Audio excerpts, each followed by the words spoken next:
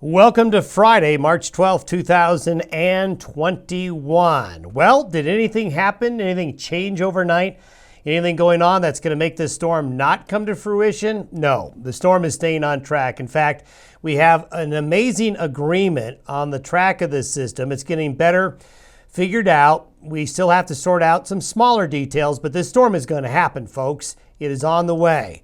Now, where we do have some questions, for folks who are watching or listening to this podcast that live along Interstate 90, from Sheridan to Buffalo to Gillette to Sundance on the way to Rapid City, you're on the northern fringes, where a slight change in the track of the storm will make a big difference. But for everybody else that we've been talking about, you're going to get the storm. The bullseye of the storm is going to be southeast, east central Wyoming, northern Colorado, parts of Nebraska, and some parts of South Dakota. Those are the areas where the impacts will be the biggest. But everybody in the region, from New Mexico to Montana, will be impacted by this storm somehow. Now, the worst conditions where this storm really heads south will be Saturday afternoon through Monday morning. I do think most of today and a good portion of early Saturday, you're going to wonder, well, where's the storm? Be patient. It's going to take a while. This is a really slow mover. It's going to be the latter part of Saturday and Saturday night when the storm starts to get real western on us.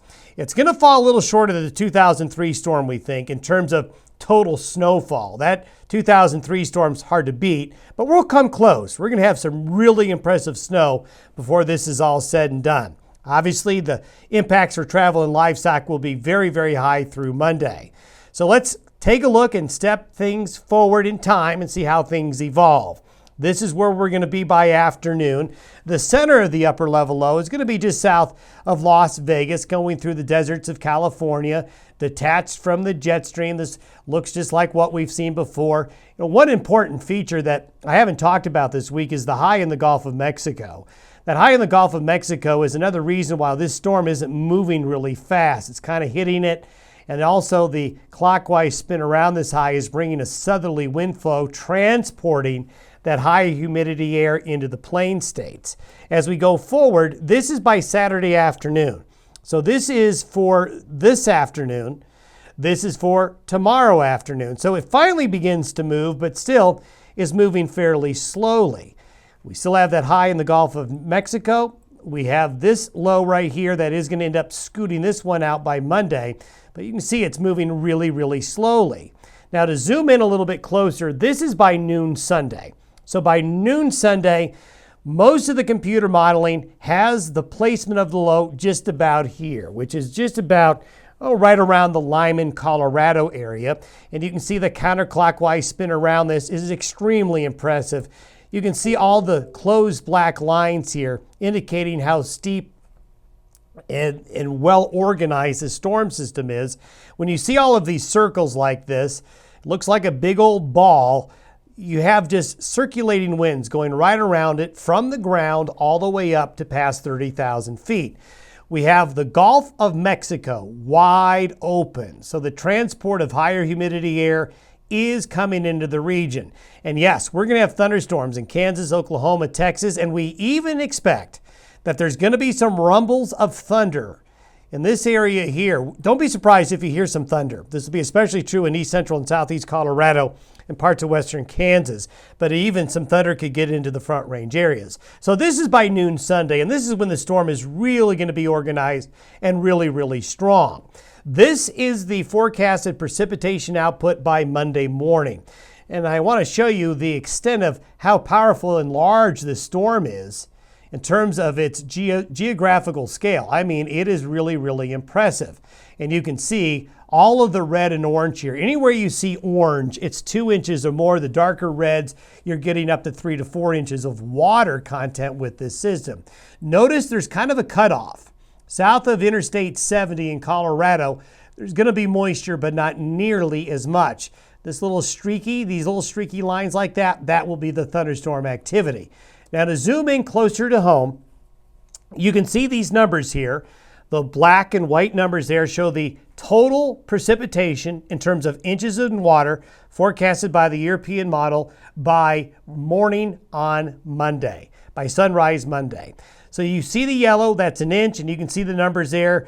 You have what looks to be the bullseye, and I think this is exactly what's going to pan out. Along the Pine Ridge of South Dakota and Nebraska, back to Casper, then into the Laramie Range mountain areas, along and west of I-25, Chugwater to Wheatland to Douglas, Wyoming to near Casper, then over to Shatter and Alliance, up into the southern Black Hills, Hot Springs, South Dakota. That's where this storm is really focusing its heaviest amount of moisture to. Now, we still have great moisture going into the Colorado Front Range of Denver and Boulder and Greeley and Fort Collins and Loveland and Longmont and Estes Park, and there's that cutoff south of I-70. Also, you see this little area right here where there's less precipitation? Well, this has to do with some drier air getting pulled into the storm later on. But right back here, we call this the trowel, part of the storm. Usually the north and northwest areas of the low. If you're north or northwest of the major upper level low that we saw centered over central Colorado is where your heaviest precipitation is going to fall. Notice though as well, the heavier precipitation gets all the way back into Sweetwater County, Wyoming, just barely getting into the Evanston area, but getting Green River and Rock Springs. And then I'm going to zoom in a little bit closer with the snowfall to show you we're going to get a little bit of a snow shadow, we call it. The strong easterly winds that are going to come in with this storm are upslope, obviously, into the Front Range. But these winds go downslope west of the mountains. That's why west of the Laramie Range, you have this sharp drop-off in precipitation before you get upslope again into the Snowy Range Mountains of southern Wyoming. And then as you get west into the Great Divide Basin here, you just get a snow shadow because these are downslope winds. But also notice the upslope winds go all the way to the east slopes of the Wind River Mountains. So the South Pass, those Lander areas, going to see some significant snow with it as well. And when you look at these forecasted snow amounts, and we think that these snow amounts that you're seeing here are reasonable. Now, there might be some areas that may be a little excessive, like the almost 34 inches in the Wheatland, Wyoming area. We may not see it snow that much, but these 19s, these 20 inches, these 15, 10, 12 inches of snow, that is certainly within the realm of possibility. Like we said earlier, there's a bit of a snow shadow. So as you get into Laramie, as you get into the Walden areas, as you get into the Saratoga areas, west of the mountains, you're going to get a bit of a snow shadow. So this is definitely going to favor areas on the east side of the mountains, on the east side of the mountain ranges and the foothills, just a tremendous amount of snow. Something else to point out, notice there's not as much snow here because this area right here is going to have more rain and snow. And I think for parts of northeastern Colorado and the panhandle of Nebraska, there's going to be a period of time of rain before it changes over to snow. But anything above 5,000 or 6,000 feet, it's going to be all snow. Focusing in a little bit closer, this is what it looks like, and you can see that snow shadow showing up a little bit more. So that Laramie Range, this area right here, has really had a huge deficit of precipitation this winter. So this will be a real shot in the arm for the snowpack in those areas there. The snowpack in the north central mountains of the upper North Platte and South Platte will get a big boost as well as the Wind River Mountains. The southern Bighorns, I think, will get into the action as well as the Black Hills. Again, this is an area, this I-90 corridor here, which makes us nervous in terms of which way this system is going to track.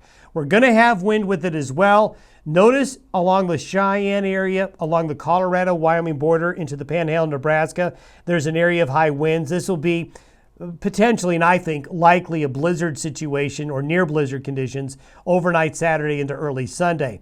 The same goes for this part of Nebraska and southwest areas of South Dakota, and it gets pretty windy along the Front Range of Colorado as well. And we're going to have some strong winds along I-80 in southwestern Wyoming. And you put all that together with the snow, and it's going to be really hard to see if roads can stay open. And if they do, they're going to be treacherous. Also, this is something that we saw in the March 19, 2019 storm. On the bottom side of the storm, you're going to have really strong westerly winds, and New Mexico will be hit with some very heavy winds this weekend as the storm passes on through. So no matter where you live in the region, you're going to be impacted by this storm somehow. Now I want to show you something that's kind of fun. This is a simulated satellite. It's not a satellite photo. It's simulated by the computer modeling of what the satellite photos should look like. And what I want to show you is how this storm evolves. This is for Saturday morning, 12 Zulu, right around sunrise Saturday. It has the upper level low right here. You can see a little bit of a curl there, but notice it doesn't look like much. But notice all the moisture that's right here. This area right here is the forecasted thunderstorms that'll be developing tonight and Saturday morning out here. But we don't have much going on here, do we? So that's why we said be patient. You're not going to wake up tomorrow morning with the storm full force yet. But over time, that moisture that is in the plains and along the Gulf Coast, see the blue and the purple here? That's that high humidity air. So this is for today, for this afternoon. The brown and the red here shows the drier air. But over time, from this afternoon through tomorrow morning, notice how that higher humidity air gets pushed to the west and northwest. It starts to get drawn in by the storm that's going to be here by tomorrow morning. And as you go forward, by Saturday afternoon, there, you can see the blue and the green and the purple getting pulled in to the front range. So this is when it's really going to get going. And this is what the forecasted computer modeling of what the satellite image should look like by noon on Sunday. And you can see the low centered over east central Colorado and this deep area of moisture getting drawn in on the back side of the low on the northwest quadrant of the low. Notice this is what's called the dry slot. Dry air gets pulled in from the deserts right here because of the very strong counterclockwise circulation. So what will end up dissipating the storm and cause it to fall apart is this intrusion of dry air right here. So the storm reaches its peak midday Sunday. That dry air gets drawn in and the storm will start to weaken and dissipate and drift off to the northeast. But you can see the impressive fetch of the easterly flow into Wyoming, into northern Colorado, western Nebraska, and western South Dakota. So you want to take a look at a satellite photo Sunday and see how close the modeling got to that prediction. So, a lot going on. I want to let folks know that I will be posting a podcast tomorrow morning early with the most recent information on the storm, and it will be our last time to really adjust our forecast. In the meantime, be prepared. The storm is well underway. Have yourself a good weekend.